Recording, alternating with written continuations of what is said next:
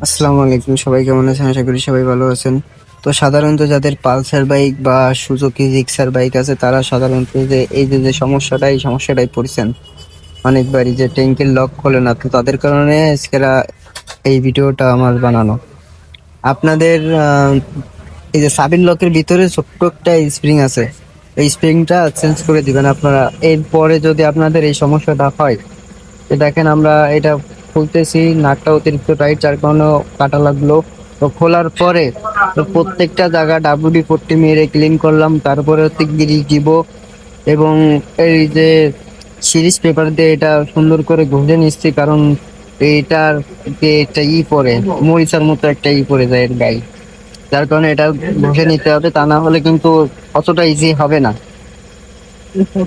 যাই হোক, এটা ক্লিয়ার করা শেষ। এখন হচ্ছে আমাদের লাগানোর জন্য প্রথমে সব জায়গা গ্রিস করতে হবে।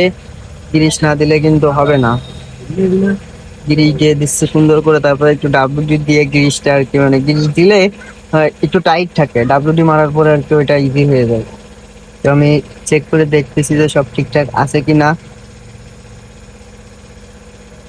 এই যে দেখেন আমার হাতে ছোট্ট একটা স্প্রিং, এটা হচ্ছে কার্বনের যে স্প্রিং আছে, বিশেষ করে কার্বনের স্প্রিংটা দিলে ভালো হয়, কারণ ওটা হচ্ছে স্মুথ হয়। আর গাড়িতে সাথে যে স্প্রিংটা দেয় ওইটা হচ্ছে হার্ড হয় অনেক, যার কারণে স্মুথলি কাজ করে না।